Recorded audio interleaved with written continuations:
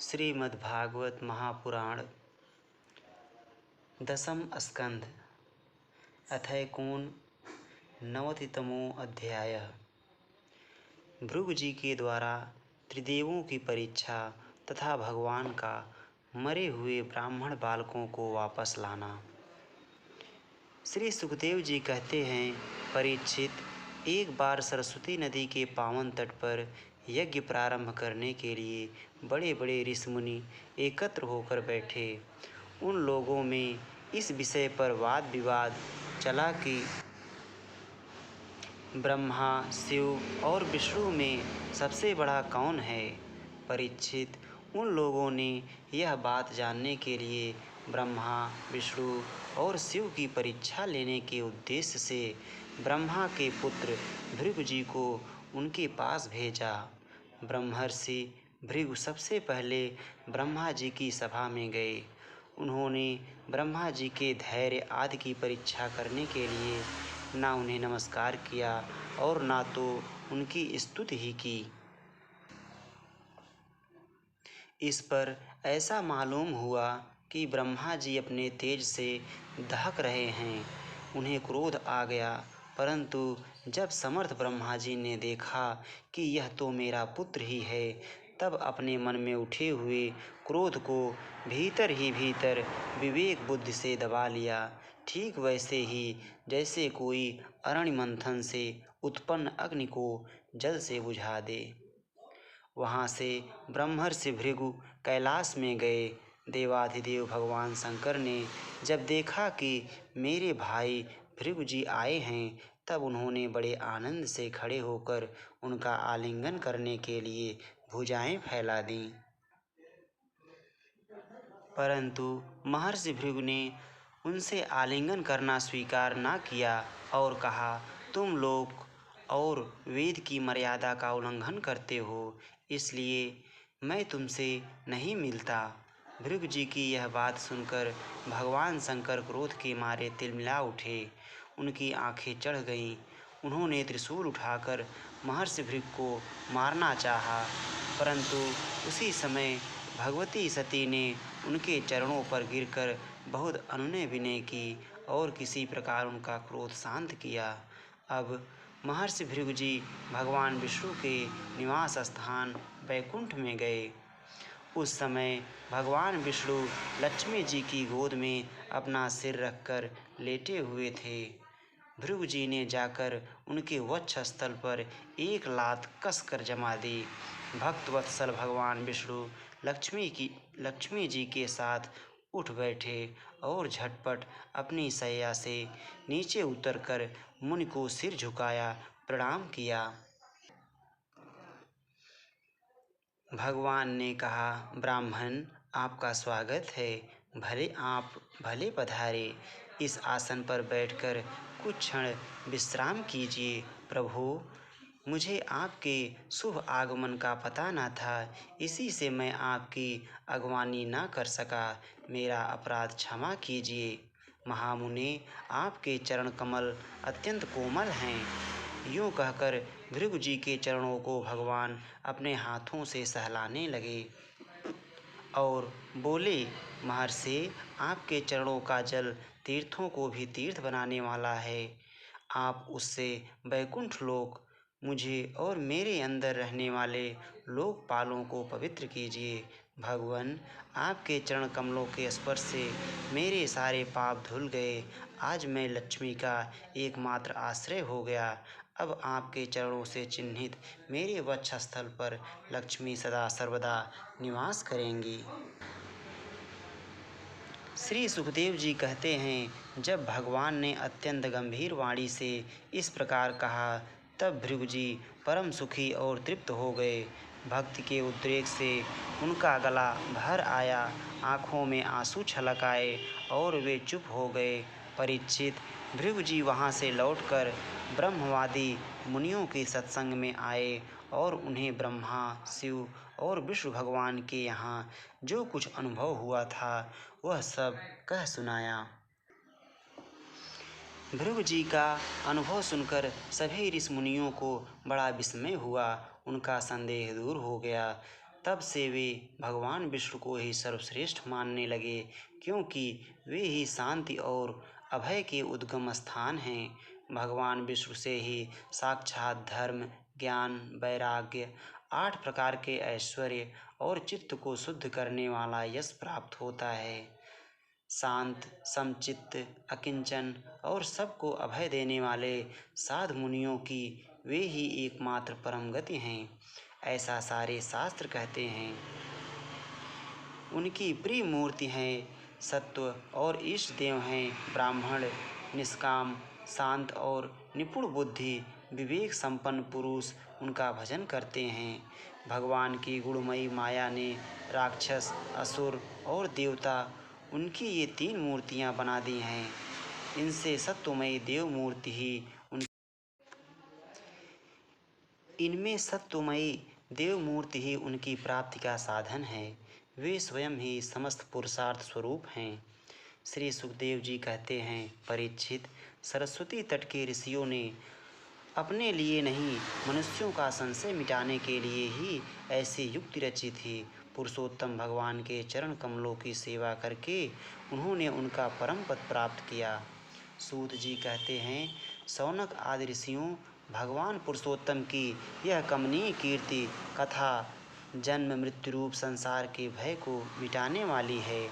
यह व्यासनंदन भगवान श्री सुखदेव जी के मुखारविंद से निकली हुई सुरभिमयी मधुमयी सुधाधारा है। इस संसार के लंबे पथ का जो बटोही अपने कानों के दोनों से इसका निरंतर पान करता रहता है, उसकी सारी थकावट जो जगत में इधर उधर भटकने से होती है, दूर हो जाती है। श्री सुखदेव जी कहते हैं, परीक्षित, एक दिन की बात है, द्वारकापुरी में किसी ब्राह्मणी के गर्भ से एक पुत्र पैदा हुआ, परंतु वह उसी समय पृथ्वी का स्पर्श होते ही मर गया। ब्राह्मण अपने बालक का मृत शरीर लेकर राजमहल के द्वार पर गया और वहाँ उसे रखकर अत्यंत आतुरता और दुखी मन से विलाप करता हुआ यह कहने लगा, इसमें संदेह नहीं कि ब्राह्मण द्रोही, धूर्त, कृपण और विषयी राजा के कर्म दोष से ही मेरे बालक की मृत्यु हुई है।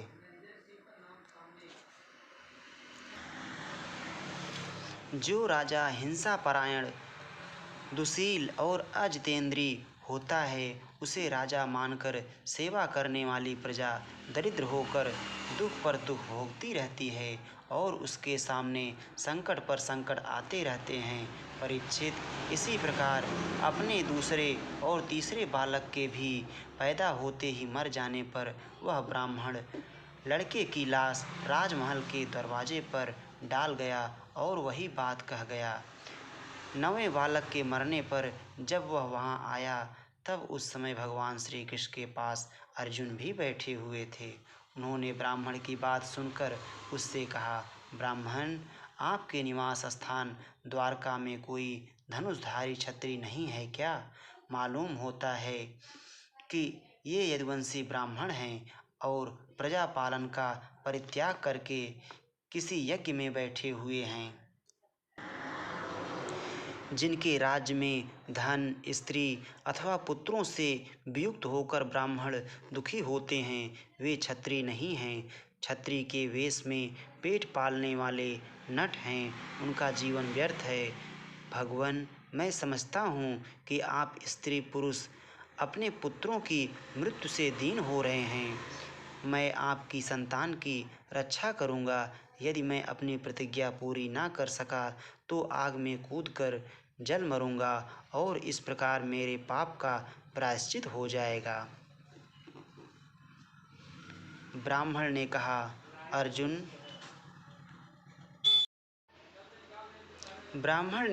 अर्जुन, यहाँ बलराम जी, भगवान श्री कृष्ण, धनुर्धर शिरोमणि प्रद्युम्न, अद्वितीय योद्धा अनिरुद्ध भी जब मेरे बालकों की रक्षा करने में समर्थ नहीं हैं, इन जगदीश्वरों के लिए भी यह काम कठिन हो रहा है, तब तुम इसे कैसे करना चाहते हो? सचमुच यह तुम्हारी मूर्खता है। हम तुम्हारी इस बात पर बिल्कुल विश्वास नहीं करते।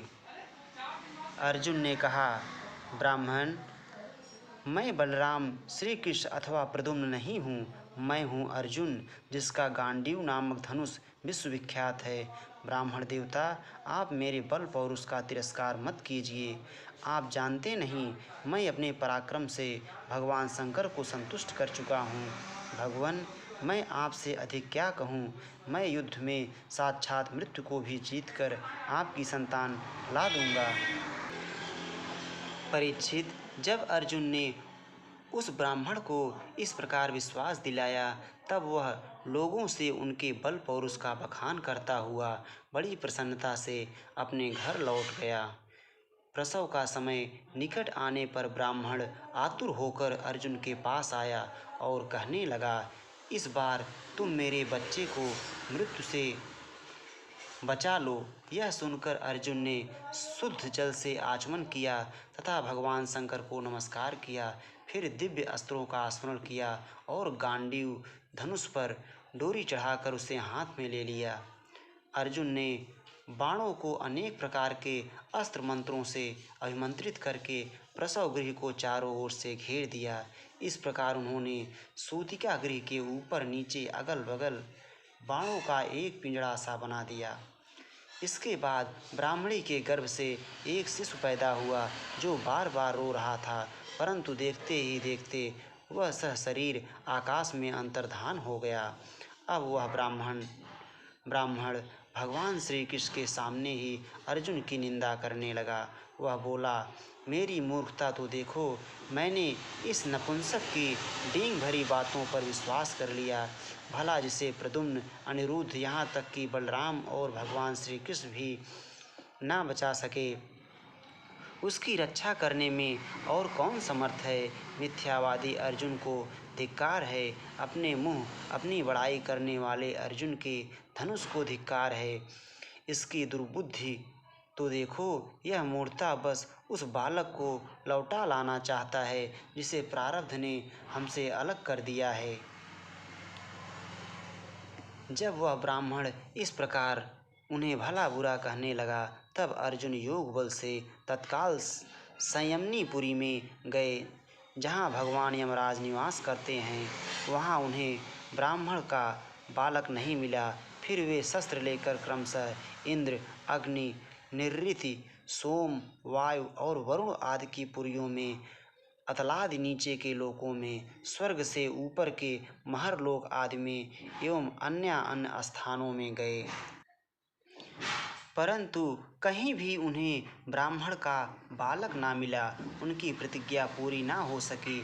अब उन्होंने अग्नि में प्रवेश करने का विचार किया, परंतु भगवान श्री कृष्ण ने उन्हें ऐसा करने से रोकते हुए कहा, भाई अर्जुन, तुम अपने आप अपना तिरस्कार मत करो। मैं तुम्हें ब्राह्मण के सब बालक अभी दिखाई देता हूँ। आज जो लोग तुम्हारी निंदा कर रहे हैं, वे ही फिर हम लोगों की निर्मल कीर्ति की स्थापना करेंगे। सर्वशक्तिमान भगवान श्री कृष्ण इस प्रकार समझा बुझाकर अर्जुन के साथ अपने दिव्य रथ पर सवार हुए और पश्चिम दिशा को प्रस्थान किया। उन्होंने 7 पर्वतों वाले 7 द्वीप, 7 समुद्र और लोकालोक पर्वतों को लांघकर घोर अंधकार में प्रवेश किया। परीक्षित, वह अंधकार इतना घोर था कि उसमें शैव्य, सुग्रीव, मेघपुष्प और बलाहक नाम के चारों घोड़े अपना मार्ग भूलकर इधर उधर भटकने लगे। उन्हें कुछ सूझता ही ना था। योगेश्वरों के भी परमेश्वर भगवान श्री कृष्ण ने घोड़ों की यह दशा देखकर अपने सहस्त्र सहस्त्र सूर्यों के समान तेजस्वी चक्र को आगे चलने की आज्ञा दी। सुदर्शन चक्र अपने ज्योतिर्मय तेज से स्वयं भगवान के द्वारा उत्पन्न उस घने एवं महान अंधकार को चीरता हुआ मन के समान तीव्र गति से आगे आगे चला। उस समय वह ऐसा जान पड़ता था मानो भगवान राम का बाण धनुष से छूटकर राक्षसों की सेना में प्रवेश कर रहा हो। इस प्रकार सुदर्शन चक्र के द्वारा बतलाए हुए मार्ग से चलकर रथ अंधकार की अंतिम सीमा पर पहुंचा। उस अंधकार के पार सर्वश्रेष्ठ पारावार रहित व्यापक परम ज्योति जगमगा रही थी, उसे देखकर अर्जुन की आंखें चौंधिया गई और उन्होंने विवश होकर अपने नेत्र बंद कर लिए। इसके बाद भगवान के रथ ने दिव्य जल राशि में प्रवेश किया। बड़ी तेज आंधी चलने के कारण उस जल में बड़ी बड़ी तरंगें उठ रही थीं, जो बहुत ही भली मालूम होती थीं। वहाँ एक बड़ा सुंदर महल था, उसमें मणियों के सहस्त्र सहस्त्र खंभे चमक चमक कर उसकी शोभा बढ़ा रहे थे और उसके चारों ओर बड़ी उज्ज्वल ज्योति फैल रही थी। उसी महल में भगवान शेष जी विराजमान थे। उनका शरीर अत्यंत भयानक और अद्भुत था। उनके सहस्त्र सिर थे और प्रत्येक फण पर सुंदर सुंदर मणियाँ जगमगा रही थीं। प्रत्येक सिर में दो दो नेत्र थे और वे बड़े ही भयंकर थे। उनका संपूर्ण शरीर कैलाश के समान श्वेत वर्ण का था और गला तथा जीभ नीले रंग की थी। परीक्षित, अर्जुन ने देखा कि शेष भगवान की सुखमयी शैया पर सर्वव्यापक महान प्रभावशाली परम पुरुषोत्तम भगवान विराजमान हैं। उनके शरीर की कांति वर्षाकालीन मेघ के समान श्यामल है। अत्यंत सुंदर पीला वस्त्र धारण किए हुए हैं। मुख पर प्रसन्नता खेल रही है और बड़े बड़े नेत्र बहुत ही सुहावने लगते हैं। बहुमूल्य मणियों से जटित मुकुट और कुंडलों की कांति से सहस्त्रों घुंघराली अलकें चमक रही हैं। लंबी लंबी सुंदर 8 भुजाएं हैं। गले में कौस्तुभ मणि है। वक्षस्थल पर श्रीवत्स का चिन्ह है और घुटनों तक वनमाला लटक रही है। अर्जुन ने देखा कि उनके नंद सुनंद आदि अपने पार्षद, चक्र सुदर्शन आदि अपने मूर्तिमान आयुध तथा पुष्टि, श्री, कीर्ति और अजा ये चारों शक्तियाँ एवं संपूर्ण रिद्धियाँ ब्रह्म आदि लोकपालों के अधीश्वर भगवान की सेवा कर रही हैं। परीक्षित, भगवान श्री कृष्ण ने अपने ही स्वरूप श्री अनंत भगवान को प्रणाम किया। अर्जुन उनके दर्शन से कुछ भयभीत हो गए थे। श्री कृष्ण के बाद उन्होंने भी उनको प्रणाम किया और वे दोनों हाथ जोड़कर खड़े हो गए। अब ब्रह्म आदि लोकपालों के स्वामी भूमा पुरुष ने मुस्कुराते हुए मधुर एवं गंभीर वाणी से कहा, श्री कृष्ण और अर्जुन, मैंने तुम दोनों को देखने के लिए ही ब्राह्मण के बालक अपने पास मंगा लिए थे। तुम दोनों ने धर्म की रक्षा के लिए मेरी कलाओं के साथ पृथ्वी पर अवतार ग्रहण किया है। पृथ्वी के भार रूप दैत्यों का संहार करके शीघ्र से शीघ्र तुम लोग फिर मेरे पास लौट आओ। तुम दोनों ऋषिवर नर और नारायण हो। यद्यपि तुम पूर्ण काम और सर्वश्रेष्ठ हो, फिर भी जगत की स्थिति और लोक संग्रह के लिए धर्म का आचरण करो। जब भगवान भूमा पुरुष ने श्री कृष्ण और अर्जुन को इस प्रकार आदेश दिया, तब उन लोगों ने उसे स्वीकार करके उन्हें नमस्कार किया और बड़े आनंद के साथ ब्राह्मण बालकों को लेकर जिस रास्ते से जिस प्रकार आए थे, उसी से वैसे ही द्वारका में लौट आए। ब्राह्मण के बालक अपनी आयु के अनुसार बड़े बड़े हो गए थे। उनका रूप और आकृति वैसी ही थी जैसी उनके जन्म के समय थी। उन्हें भगवान श्री कृष्ण और अर्जुन ने उनके पिता को सौंप दिया। भगवान विष्णु के उस परम धाम को देखकर अर्जुन के आश्चर्य की सीमा ना रही। उन्होंने ऐसा अनुभव किया कि जीवों में जो कुछ बल पौरुष है, वह सब भगवान श्री कृष्ण की ही कृपा का फल है। परीक्षित, भगवान ने और भी ऐसी अनेकों ऐश्वर्य और वीरता से परिपूर्ण लीलाएं की। लोक दृष्टि में साधारण लोगों के समान सांसारिक विषयों का भोग किया और बड़े बड़े महाराजाओं के समान श्रेष्ठ श्रेष्ठ यज्ञ किए। भगवान श्री कृष्ण ने आदर्श महापुरुषों का सा आचरण करते हुए ब्राह्मण आदि समस्त प्रजा वर्गों के सारे मनोरथ पूर्ण किए, ठीक वैसे ही जैसे इंद्र प्रजा के लिए समयानुसार वर्षा करते हैं। उन्होंने बहुत से अधर्मी राजाओं को स्वयं मार डाला और बहुतों को अर्जुन आदि के द्वारा मरवा डाला।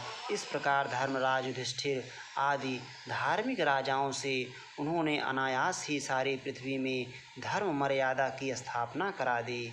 इति श्रीमद्भागवते महापुराणे पारमहंस्यां संहितायां दशम स्कन्धे उत्तरार्धे द्विजकुमारानयनं नाम एकोननवतितमो अध्यायः।